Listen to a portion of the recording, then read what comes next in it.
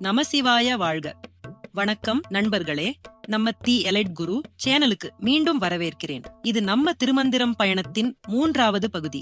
முதல் 2 பாகங்களை இன்னும் பார்க்காதவங்க கீழே டிஸ்கிரிப்ஷன்ல இருக்கிற லிங்க கிளிக் பண்ணி பார்த்துடுங்க. இன்று நாம் திருமூலரின் திருமந்திரம் 5 மற்றும் 6ஆம் பாடல்களை ஆழமாக பார்ப்போம். அதோடு சிவபெருமானின் அற்புதமான திரிபுராசுர சம்ஹாரம் பற்றியும் அறிந்து கொள்வோம். வாங்க ஒரு தெய்வீக பயணத்தை ஆரம்பிக்கலாம். பாயிரம் கடவுள் வாழ்த்து. பாடல் 5. சிவனொடு ஒக்கும் தெய்வம் தேடினும் இல்லை, அவனொடு ஒப்பார் இங்கு யாவரும் இல்லை, புவனம் கடந்த அன்று பொன்னொளி மின்னும் தவனச் சடைமுடித் தாமரையானே. இந்த வரிகளில் திருமூலர் நமக்கு உரக்கச் சொல்கிறார், சிவனுக்கு இணையான தெய்வம் இந்த பிரபஞ்சத்தில் எங்கும் இல்லை. சிவபெருமான் ஒருவரே உயர்ந்தவர், ஒப்பற்றவர், எல்லையற்றவர், பரம்பொருள். வெளியுலகிலும் நம் உள்ளத்திலும் கூட சிவபெருமான் போல் யாரும் இல்லை. அவர் நம் ஒவ்வொரு மூச்சிலும் வாழ்கிறார். புவனம் கடந்த அன்று பொன்னொளி மின்னும். பிரபஞ்சத்தையே தாண்டி பொன்னைப் போல ஒளிரும் சிவபெருமான் நம் மனதை ஒளியால் நிரப்பி நம் உயிரை அமைதியால் சூழ்கிறார். தவனச் சடைமுடித் தாமரையானே.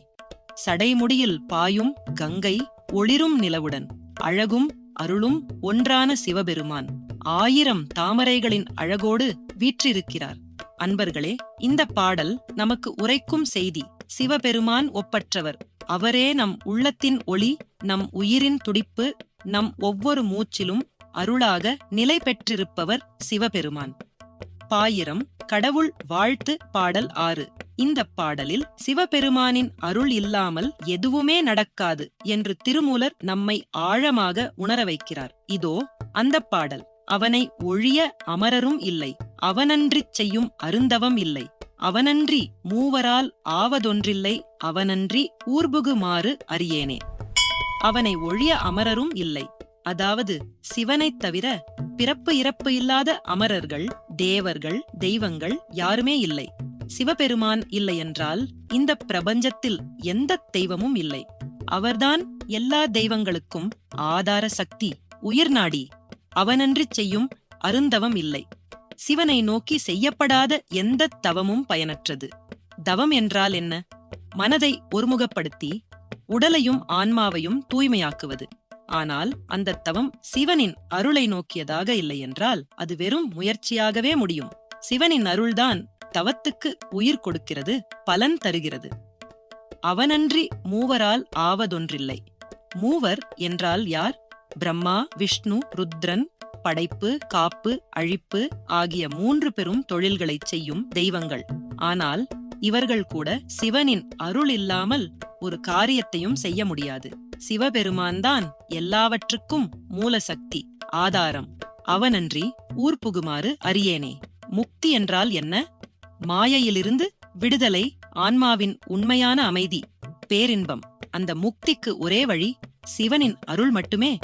திருமூலர் சிவனைத் தவிர முக்திக்கு வேறு வழியில்லை என்று உருக்கமாகச் சொல்கிறார். பாடலின் மையப்பொருள். இந்த பாடல் நமக்கு ஒரு தெளிவான செய்தியை தருகிறது. சிவனின் அருள் இல்லாமல் இந்த பிரபஞ்சத்தில் எதுவுமே நடக்காது. தேவர்கள், தவங்கள், பிரம்மா, விஷ்ணு, ருத்ரனின் தொழில்கள், முக்தி எல்லாமே சிவனின் அருளால் மட்டுமே சாத்தியம். இதை உணர்த்தும் ஒரு அற்புதக் கதை புராணங்களில் உள்ளது. அதுதான் திரிபுராசுர சம்ஹாரம். இந்த கதை சிவனின் அளவற்ற ஆற்றலையும் அவரது பக்தியின் பெருமையையும் அருளின் மகத்துவத்தையும் நமக்கு உணர்த்துகிறது. முன்னொரு காலத்தில் தாரகாசுரனின் 3 புதல்வர்கள் கமலாக்ஷன், வித்யுன்மாலி, தரகாக்ஷன் என்ற 3 அசுரர்கள் இருந்தனர். இவர்கள் பிரம்மாவை நோக்கி கடும் தவம் புரிந்து அமரத்துவம் வேண்டினர். ஆனால் பிரம்மா, அமரத்துவம் தர இயலாது, நீங்கள் அமரத்துவம் விரும்பினால் சிவபெருமானை வழிபடுங்கள் என்று அறிவுறுத்தினார்.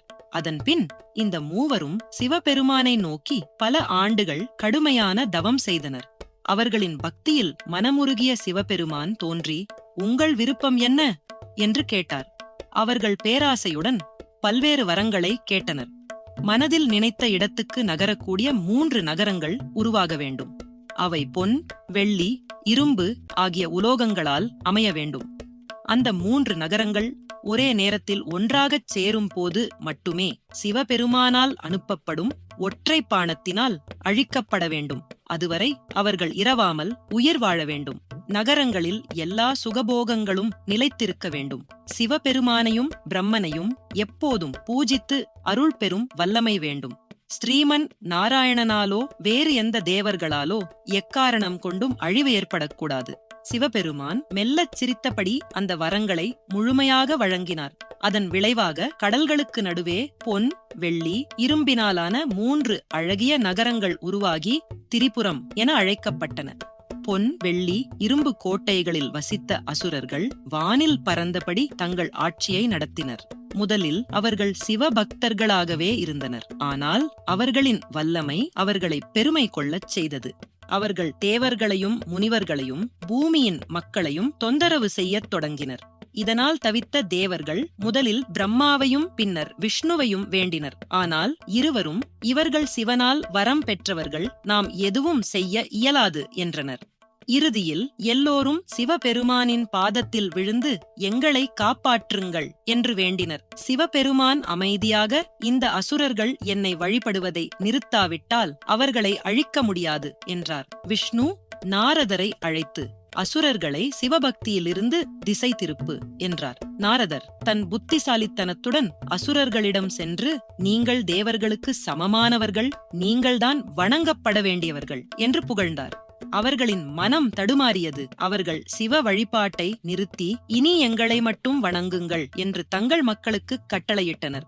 ஆனால் 3 கோட்டைகளிலும் சுதர்மன், சுஷிலன், சுபுக்தி ஆகிய 3 மறைவாக சிவனை தொடர்ந்து வணங்கிக் கொண்டிருந்தனர். தேவர்கள் மீண்டும் சிவனை நாடினர். அசுரர்கள் சிவ பூஜையை நிறுத்திவிட்டனர். எங்களை காப்பாற்றுங்கள் என்று வேண்டினர். சிவபெருமான் சம்மதித்தார். அப்போது பிரபஞ்சமே ஒன்றிணைந்து சிவனுக்கு உதவியது. பூமி தேராக மாறியது. 4 வேதங்கள் தேரை இழுக்கும் குதிரைகளாக ஆயின. பிரம்மா சாரதியாக, சூரியனும் சந்திரனும் சக்கரங்களாக, அக்னி, விஷ்ணு, வாயு அம்பின் மூக்கு, உடல் வாளாக, மேருமலை வில்லாகவும், மகாவாசுகி பாம்பு வில்லின் நாணாகவும் ஆயின. இவையெல்லாம் தயாரான போது தேவர்களுக்கும் பிரம்மா விஷ்ணுவுக்கும் ஒரு அகங்காரம் தோன்றியது. எங்களது உதவி இல்லாமல் சிவனால் இதை செய்ய முடியுமா என்று அவர்கள் நினைத்தார்கள். சிவபெருமான் அவர்களின் மனதை அறிந்தார். அவர் தேவர்களால் ஆன தேரில் ஏறவில்லை. தெய்வீக சக்தியாலான எந்த ஆயுதத்தையும் அவர் பயன்படுத்தவில்லை. அவர் ஒரு மெல்லிய சிரிப்பு சிரித்தார். அந்த சிரிப்பு நெருப்பாக மாறி 3 கோட்டைகளையும் ஒரே வரிசையில் கொண்டு வந்து ஒரே கணத்தில் சாம்பலாக்கியது. இது அனைத்து தேவர்களின் அகங்காரத்தையும் தூள் தூளாக்கியது. 3 அரண்மனைகள் மற்றும் அசுரர்களுடன் சேர்ந்து அனைத்து தேவர்களின் அகங்காரமும் சாம்பலாக்கப்பட்டது. ஆனால் இந்த பயங்கர அழிவிலும் சிவ பூஜையை மறைவாகத் தொடர்ந்த சுதர்மன், சுஷிலன், சுபுக்தி ஆகிய 3 காக்கப்பட்டனர். இது சிவபக்தியின் மகத்துவத்தை உணர்த்துகிறது. பின்னர் இந்த 3 ஒருவர் கைலாயத்தில் சிவனின் நடனத்துக்கு முழவு வாசிக்கும் சிவகணமாகவும் மற்ற 2 அவரது வாயில் காவலர்களாகவும் ஆனார்கள். இதுவே திரிபுராசுர சம்ஹாரம். சிவபெருமானின் அளவற்ற ஆற்றலையும் பக்தியின் பெருமையையும் உணர்த்தும் வீரக்கதை. சிவனை வணங்குவோர் எப்போதும் காக்கப்படுவர். அவரது அருள் இல்லாமல் இந்த பிரபஞ்சத்தில் எதுவுமே இயங்காது. சிவனோடு ஒக்கும் தெய்வம் தேடினும் இல்லை. இந்த சம்பவம் இதற்கு சான்றாகும். நண்பர்களே, திருமந்திரத்தின் இந்த பகுதியை நீங்கள் அனைவரும் ரசித்திருப்பீர்கள் என்று நம்புகிறேன். விரைவில் அடுத்த பகுதியில் சந்திப்போம். Like, share and subscribe. Shiva Shiva. நன்றி, வணக்கம்.